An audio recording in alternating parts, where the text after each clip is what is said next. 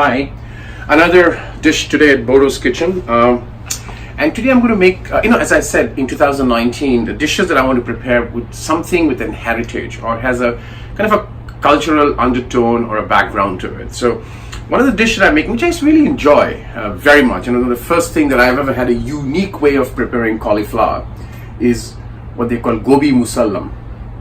Now, I did some Google search on the word Musallam. It basically comes from Arabic. Musallam literally means complete or whole. Now, I think, and I did speak to a friend of mine whose father is kind of a, he's into Arabic literature, and he teaches Arabic literature. And he said that the word Musallam kind of originated way back in 1213, the cooking type, Musallam cooking, which means cook the whole thing, right? Murg Musallam is one of those where you cook the whole chicken stuffed with egg, right? Gobi Musallam is the same one, the whole thing. As a matter of fact, he did mention that in the Middle East, there are, mutton Musallam, the whole thing is cooked at one go, stuffed with various kind of herbs and spices.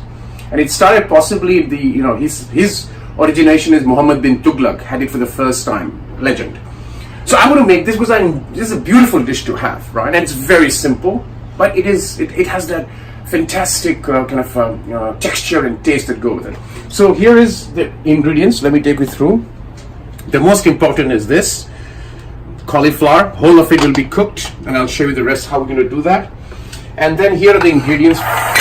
So I'm going to have kind of 1 tomato, chopped, red onion, half a red onion, 3 green chili chopped. That's going to go in, and the dry spices, of course, are turmeric, red chili powder. This is the degi mirch, the Kashmiri chili, dry chili powder, coriander, and garam masala. Now, the first and the foremost important thing to do is to blanch the cauliflower. Let's blanch the cauliflower. I've got my kind of pasta pot because the cauliflower has to completely be soaked in water. So I put that, and then I put some hot water, preheated water around it. Right. All right. So the cauliflower is kind of soaked mostly in water.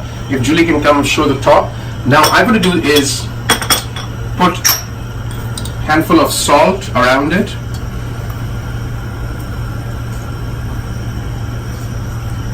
And to get the color that gets imbued into the cauliflower, I'm going to put some turmeric powder.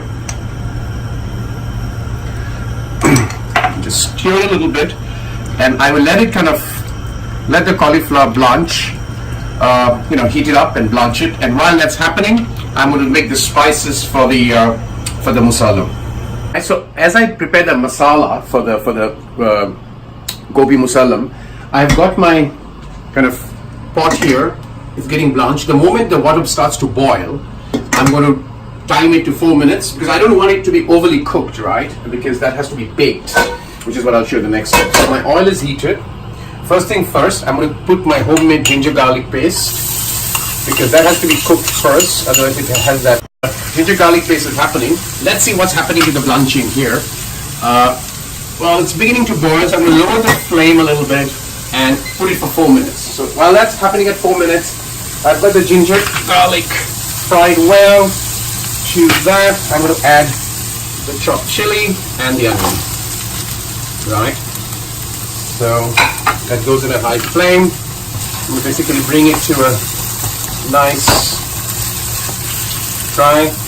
Well, my onions going to soak well, so I'm going to lower the flame and add the spices. In goes the red chili powder, which is basically the Kashmiri red chili powder. It's not hot, medium hot, but gives a good color.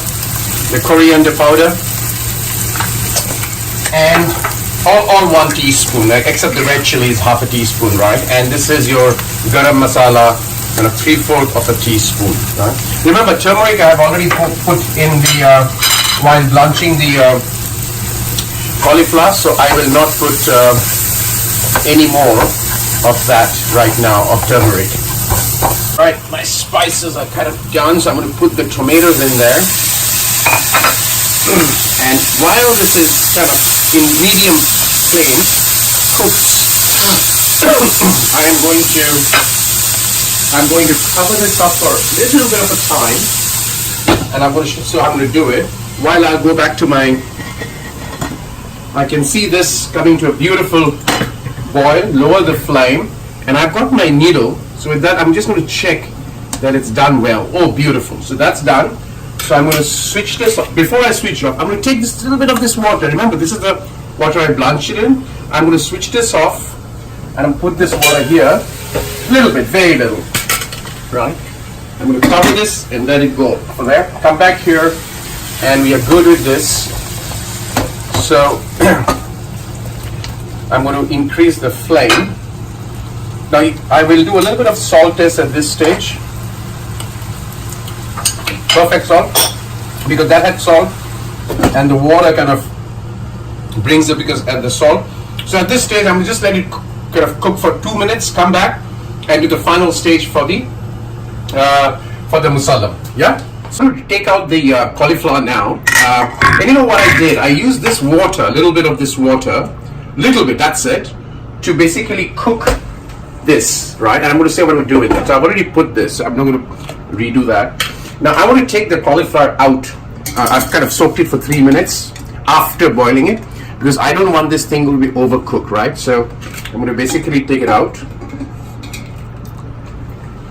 and put it in this plate and basically bathe it a little bit with this water on the top, a little bit, so that it kind of, soaks the upper part which wasn't, and just leave it like that now. And I'll come back for the last step. Yeah.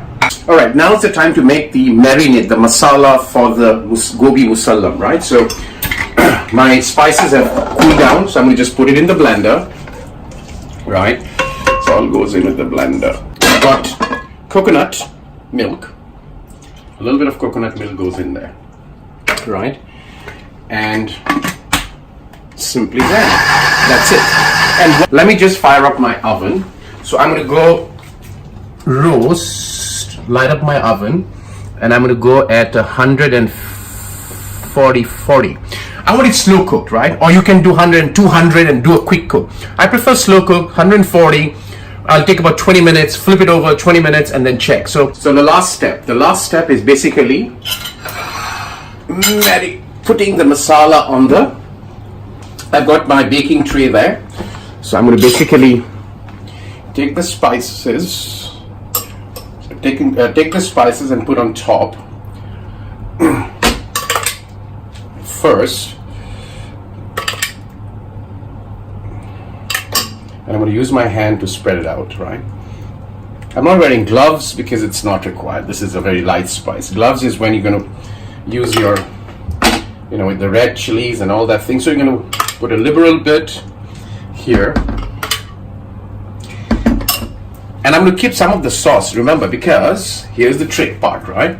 So I'm going to flip it over. The baking happens this way first, right? The reason is, if I bake it the other way, all the sauce is going to come out of there, right? So now I'm going to put the sauce inside there, so it kind of seeps in.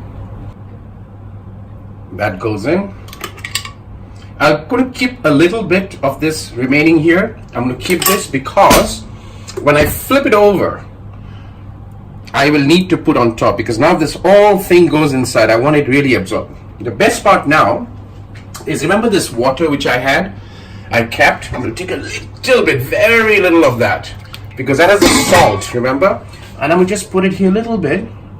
What this will do, it takes the spices inside, right?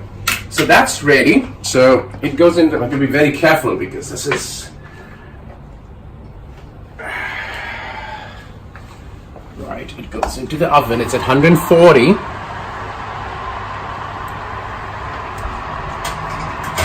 Right, it's going to be slow cooked. I put it 140 because I want it slow cooked.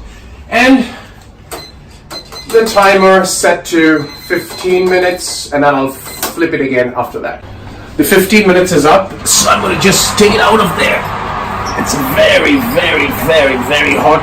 Let's tip this up, keep the thing closed, put it on my plate tray. Okay, now I'm going to use my gloves and just flip it over, right? Now you see there is no thing there, which is the whole idea. Now I'm going to take the leftover of the sauces, which I kept, and I'm going to put it on top and go for another 20 minutes, right? Sorry, 15 minutes and slow cook. So now this will go in. Now what I'll do is I'm going to keep some of this sauce, and the reason for that is when I serve, I'm going to have a little bit of this sauce on the side so that it kind of adds to the flavor. Now I'll do one, and then we'll do the last dressing and preparation of the dish. Yeah. So I'm going to do this. Put it back for another 15 minutes. Well, it's done, both sides. Take it out. It's beautifully baked. I'm going to keep it here. It's very hot. And then the last step is have my serving bowl, and I'm going to just lift it up, place it here. That's your Musallam. I've got the extra gravy here, which I've kept, the masala, which can be dipped once you cut it to insert it inside, but that's while eating, so we didn't bother with that. And the last step is just a little bit of coriander, chopped coriander powder, chopped coriander leaf on the top, and we're good to go. That's the Gobi Musallam.